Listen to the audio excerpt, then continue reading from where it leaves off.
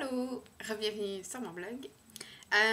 Il ne me reste plus que 23 jours avant le grand départ. Je suis vraiment excitée. Mon appart est payé, tout. Pour les 6 mois que je vais rester là, en fait. Ça m'a coûté, en canadien, ça a coûté environ 5 000 $. Donc, c'est beaucoup d'argent, mais en fait, pour tous les Québécois, tous les résidents du Québec, le gouvernement, le ministère de l'Éducation, des loisirs et du sport donne une bourse de 4 000 $. Puis, l'autre 1 000 $ qui reste, en fait, c'est un... Ben, en fait, 800 $, là, c'est un dépôt qui est exigé à Copenhague. Si jamais je brise quelque chose ou je fais des trous dans le mur ou peu importe, là, en principe, cet argent-là va m'être remis.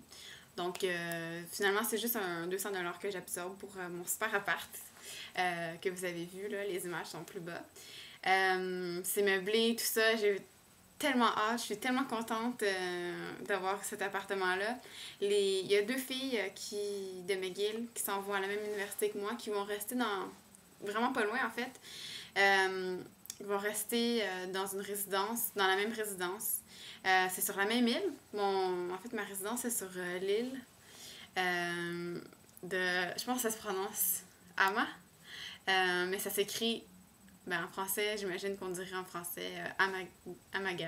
A-M-A-G-E-R. Amager en anglais. Mais la prononciation danoise étant vraiment n'importe quoi. Ça se prononce apparemment Ama. Donc c'est ça, mon appart est sur une île, puis pour me rendre à l'université qui est vraiment comme au centre-ville, je peux soit y aller en vélo, soit par métro, c'est comme 5 stations, donc c'est pas très loin. Ce sera vraiment rien comparativement à l'heure que je me tape tous les matins pour aller à McGill.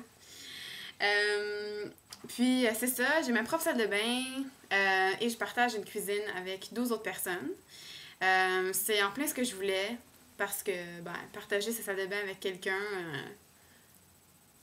c'est pas l'idéal si on connaît pas la personne, mais partager une cuisine avec des gens, c'est super cool parce que on prend toujours nos repas avec quelqu'un, puis moi qui aime tellement cuisiner, je vais pouvoir utiliser cette cuisine-là, puis apparemment que c'est une cuisine style industriel, donc c'est super gros, il y a vraiment tous les outils dont on a besoin. Puis je suis le blog d'une fille qui est là en échange, puis elle a l'air d'être toujours en train de faire de la popote, là. Elle fait des pains, elle fait des gros gâteaux, des super gros repas, comme pour l'Action de grâce, parce qu'elle est américaine.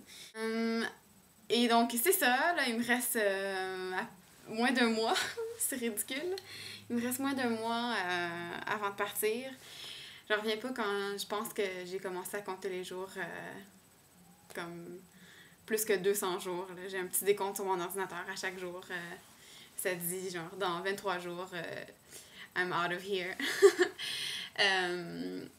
Puis là, j'ai fait une liste de tout ce que j'ai besoin d'acheter avant de partir. Super méga liste, là. Avec plein de choses. Je m'en viens bien. Là. J'ai pas mal toutes les choses d'acheter. Toutes les choses dont je vais avoir besoin sont achetées. J'ai vraiment envie de commencer à faire mes valises bientôt. Puis,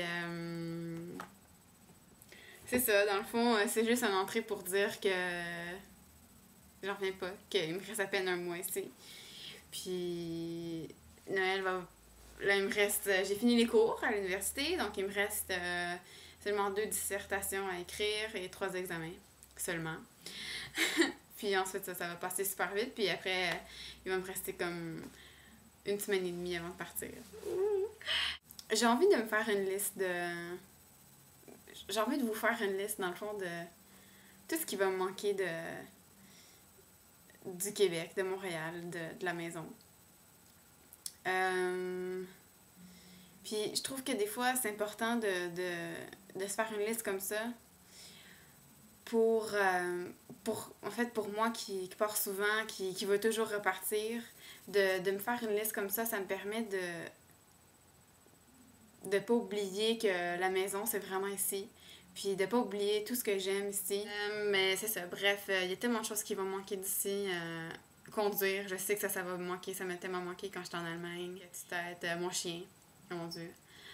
C'est sûr, les amis, la famille, c'est sûr que ça va être difficile. Mais je pense que ça va être beaucoup plus dur pour eux, ou pour vous. Pour vous qui regardez ce blog. Euh, Ce qui va manquer aussi, c'est je sais pas, l'atmosphère qu'il y a au Québec. C'est vraiment comme un sentiment de... C'est petit, hein? On n'est pas beaucoup ici. Au Québec, on est quoi, à 7 ou 8 millions? Puis ce sentiment que tout le monde est pareil, dans le fond, qu'on est comme toute une grande famille, c'est pas quelque chose qu'on retrouve facilement ailleurs. C'est sûr que pour moi, le point de repère, c'est l'Allemagne. Bon, en Allemagne, ils sont comme 88 millions. Les gens de différentes provinces sont super différents, même dans une même province, sont super différents. Tandis qu'ici, on est pas mal toutes pareilles, puis on regarde toute la même télé, on écoute toute la même radio, on mange toute la même chose, on parle pratiquement. Il y a très peu d'accents différents. Je sais pas, ça va manquer beaucoup. Mais en même temps, je pense que le Danemark, c'est sûr que ça va être différent. Mais je pense que cet aspect-là, je pourrais le retrouver là-bas parce que c'est un pays minuscule de 5 millions d'habitants, je crois. Puis c'est un pays qui est super homogène. Je pense que j'avais vu un reportage qui disait que 9 Danois sur 10 sont comme Danois de souche, là, pure laine, comme on dirait ici. C'est ça qui expliquait aussi que ça explique aussi un peu pourquoi c'est le pays le plus... les gens les plus heureux au monde. Parce que le gouvernement paie... en fait, les Danois sont heureux.